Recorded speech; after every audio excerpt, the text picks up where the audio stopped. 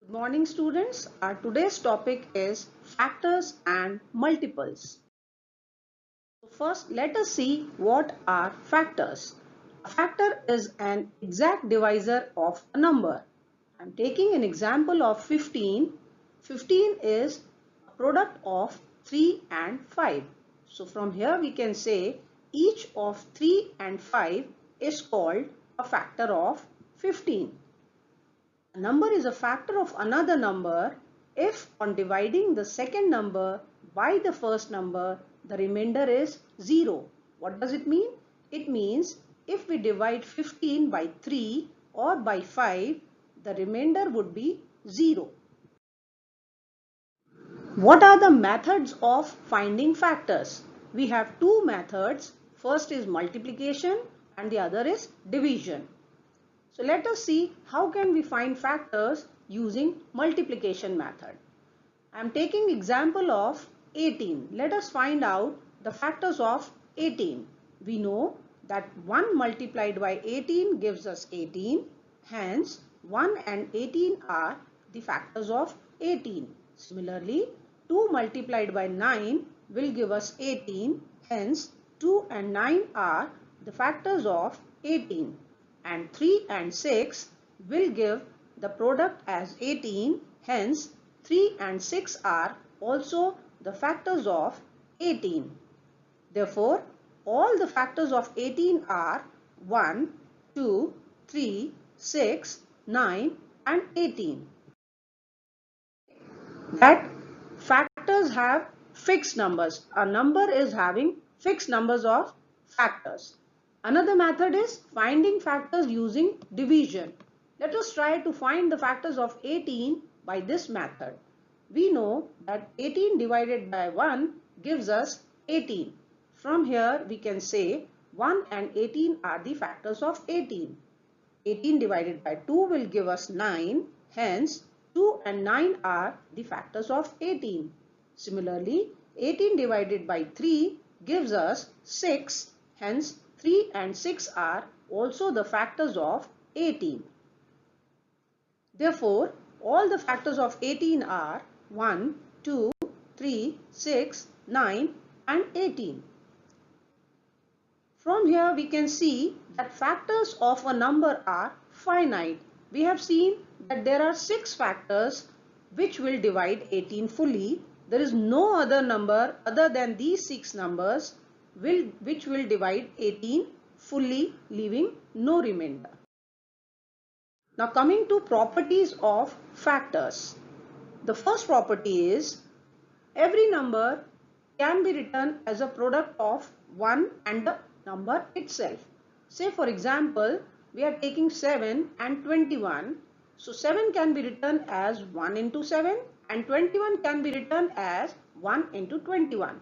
So the property of a factor is that 1 is a factor of every number and every number is a factor of itself. We have seen from these two examples, when we multiply any number by 1, we get the same number, that is number itself. Next is if we multiply any number by 0, we will get product 0 only. So we can say every number is a factor of 0. We can see from these examples, if 0 is multiplied by 2, we will get 0. If 0 is multiplied by 37, we will get 0 again. So every number is a factor of 0.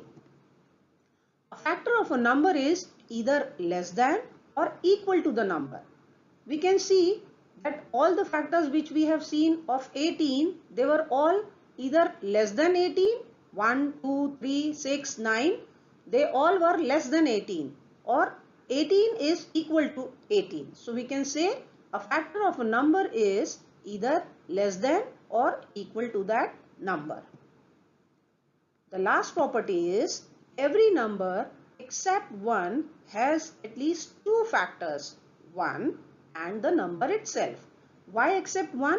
Because 1 is a unique number which has only one factor. There are other numbers which will have at least 2 factors or they may have more than 2 factors. For example, if we take number 5, 5 will have two factors 1 and 5. 7 will have two factors 1 and 7. 11 will have two factors 1 and 11. But there are other numbers which are composite numbers. They will have more than two factors. So every number will have at least two factors. This is the property of factors. Now coming to the other part of the topic, that is multiples. Let us consider a number 20.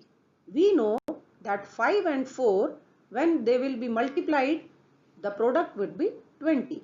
So we can say that 20 is the multiple of 4 and 5. Take another example of 3. If we multiply 3 by 1, we'll get 3. If we multiply 3 by 2, we'll get 6. If we multiply 3 by 3, we'll get 9.